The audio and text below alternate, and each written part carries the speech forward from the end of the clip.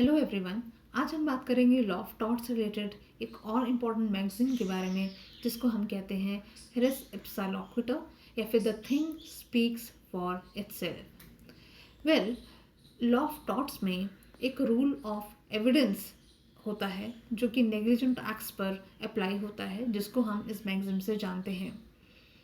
Generally क्या होता है कि जो बर्डन ऑफ प्रूफ होता है रूल ऑफ एविडेंस के हिसाब से, वो हमेशा प्लेंटिफ के ऊपर होता है।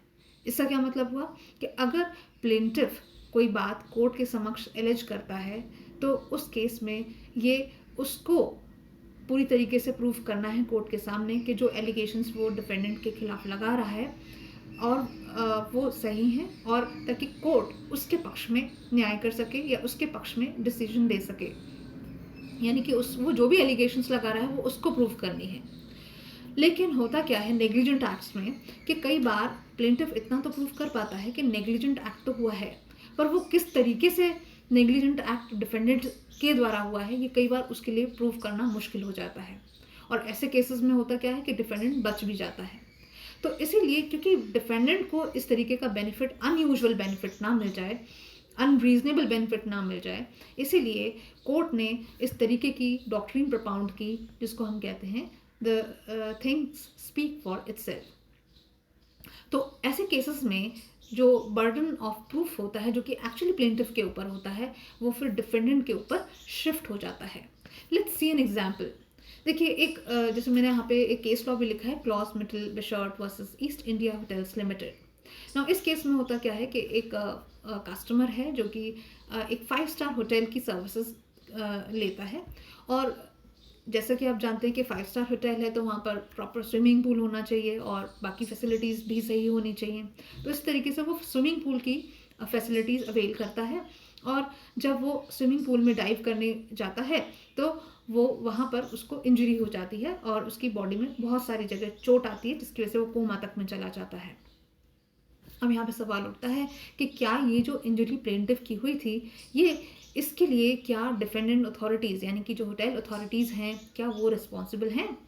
तो यहाँ पर कोर्ट ने सारे सर्कमस्टांसेस के बेसिस पर इस कंक्लूजन पर कोर्ट आया कि जब हमने ये देखा कि प्लेंटिफ जो है उसने ये तो दिखा दिया, ये तो शो कर दिया, प्रूव कर दिया कि नेग्लिजेंट एक्ट हुआ है, लेकिन वो जब स्पेसिफिकली ये प्रूव नहीं कर पा रहा है तो अब कोर्ट को ये देखना पड़ेगा सर्कमस्टांसेस के बेसिस पर कि ये जो होटल अथॉरिटीज़ हैं, इन्हीं का ही सिर्फ एक्सक्लूसिव कंट्रोल या मैनेजमेंट है उस स्विमिंग पूल पर। उस स्विमिंग पूल में क्या डिफेक्ट्स हैं इस बारे में भी प्लेंटिफ को नहीं पता हो सकता, पर होटल अथॉरिटीज़ को तो ज़रूर पता होना चाहिए या पता होगा। तो इसीलिए ये जो एक्सीडेंट है, हम प्लेंटिफ की गलती की वजह से तो मान नहीं सकते, किसी थर्ड पार्टी की वजह से भी नहीं मान सकते। तो यहाँ पर वन एंड ओनली कंक्लूजन जो निकल कर आता है वो क्या आता है, दैट डिफेंडेंट यानी कि जो ईस्ट इंडिया होटल्स लिमिटेड हैं, यही लोग हैं या यही अथॉरिटीज़ हैं who are responsible for the injury of the plaintiff. तो इस मैगजीन को इस तरीके से इस सिचुएशन में अप्लाई किया गया।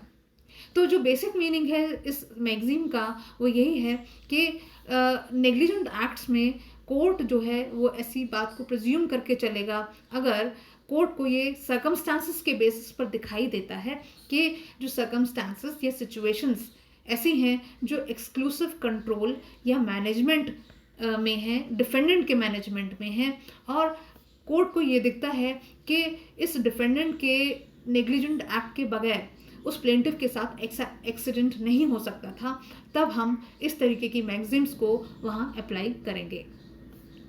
तो इन शॉर्ट हमें क्या देखना है इस मैगजीन को अप्लाई करते समय? तो पहली चीज़ तो ये है कि प्लेंटिफ को ये प्रूव करना पड़ेगा कि एक नेग्लिजेंट एक्ट हुआ है। दूसरी चीज़, यहाँ पे प्लेंटिफ को ये प्रूव करना पड़ेगा कि जो एक्सीडेंट उसके साथ हुआ है उसका जो कॉज है, उसके रीजंस उसको नहीं पता है और ना ही वो उनको एक्सप्लेन कर सकता है। साथ में उसको ये भी बताना पड़ेगा कि कहीं ना कहीं केयर या जो प्रॉपर केयर है वो नहीं हुई है, या जहाँ पर जो डिफेंडेंट की ड्यूटी बनती थी उसने अपनी ड्यूटी को परफॉर्म नहीं किया है। इसके अलावा प्लेंटिफ को ये भी प्रूव करना पड़ेगा कि ऐसे सर्कमस्टेंसेस थे जहाँ पे डिफेक्ट इस तरीके का था जो कि छिपा हुआ डिफेक्ट था, लेटेंट डिफेक्ट था, और जो कि अनयूजुअल सर्कमस्टेंसेस थे जो कि प्लेंटिफ के नोटिस में बिल्कुल भी आ नहीं सकते थे। इसके अलावा उसको ये भी बताना पड़ेगा और ये भी प्रूफ करना पड़ेगा कोर्ट को कि जो सिचुएशन है वो एक्सक्लूसिवली ना सिर्फ डिफेंडेंट की नॉलेज में है बल्कि उसी के ही कंट्रोल में है, उसी के ही मैनेजमेंट में है, जहाँ पर प्लेंटिफ का कोई से नहीं है।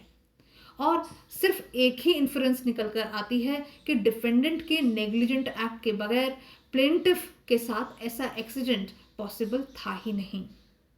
ना ये तो कंडीशंस वो हो गई कि जब हम ये देखते हैं कि कब ये मैक्सिम एप्लीकेबल है। इसके अलावा हम देखते हैं कि कब ये मैक्सिम एप्लीकेबल नहीं होती। अगर एक्सीडेंट इस तरीके का है जहाँ पे 2 या उससे ज़्यादा एक्सप्लेनेशंस बन सकती हैं तो वहाँ पर भी हम इस मैक्सिम को अप्लाई नहीं कर सकते। यानी कि अगर हमने अभी जो केस लिया था और अगर हम सोचें यहाँ पर कि नहीं प्लेंटिफ की गलती थी, डिफेंडेंट की गलती थी, या शायद किसी तीसरे की भी गलती हो सकती है, अगर इस तरीके की एक्सप्लेनेशंस आ रही हैं तो वहाँ पे हम इस तरीके की यानी कि जो एम्बिग्यूटी है वो सिर्फ और सिर्फ डिफेंडेंट की तरफ पॉइंट आउट नहीं करती है, उसमें और भी फिर पार्टीज़ आ जाती हैं जो अंडर सस्पेक्ट होती हैं, सस्पिशन होती हैं। तो यहाँ पर हम ये देखेंगे कि क्या ऐसा तो नहीं हो रहा है। दूसरी चीज़, अगर सर्कमस्टेंसेस ये तो इंडिकेट करती हैं कि नेग्लिजेंस हुआ है, पर एग्जैक्टली कौन कर रहा है उस नेग्लिजेंट एक्ट को ये भी समझ में नहीं आ रहा है उन सर्कमस्टेंसेस से, तब भी हम इस मैक्सिम को अप्लाई नहीं कर सकते। तीसरी जो कंडीशन है वो है कि जहाँ पे फैक्ट्स सफिशेंटली नोन है। फैक्ट्स सफिशेंटली नोन का क्या मतलब है? अब सपोज करो एक पर्सन है और वो रेलवे ट्रैक पे जा रहा है और रेलवे ट्रैक से उसको मालूम भी था कि ट्रेन आने वाली है, और जब सब ब्लॉकेड्स लगी हुई थी और उसके बैरियर्स लगे हुए थे तब भी उसने उस रेलवे ट्रैक को क्रॉस करने की कोशिश की, जिसकी वजह से उसका एक्सीडेंट हो गया। अब यहाँ पर ऑब्वियसली बात है, एक ये सफिशिएंटली फैक्ट्स यहाँ पे क्लियर हैं कि ये नेग्लिजेंट एक्ट हुआ किसकी तरफ से है, तो यहाँ पे भी हम रेस इप्सा लॉक्विटर वाली मैक्सिम को नहीं लगाएंगे। तो बेसिकली तो इस मैक्सिम को हम तब अप्लाई कर रहे हैं जब प्लेंटिफ असमर्थ है अपने पार्ट को समझाने में, फर्दर एक्सप्लेनेशंस देने में, लेकिन वो ये ज़रूर समझा सकता है और सर्कमस्टेंसेस इतनी क्लियर हैं कि वो डिफेंडेंट की तरफ ही पॉइंट आउट करती हैं ताकि डिफेंडेंट को कोई डिफेंस ना मिल जाए या उसको इस तरीके के रवैये से कोई बेनिफिट ना मिल जाए। इसीलिए हम इस तरीके की मैक्सिम्स को अप्लाई करते हैं। आई होप आपको इस वीडियो से रेस इप्सा लॉक्विटर नाम की मैक्सिम के बारे में समझ में आया होगा। Thank you so much for watching this video.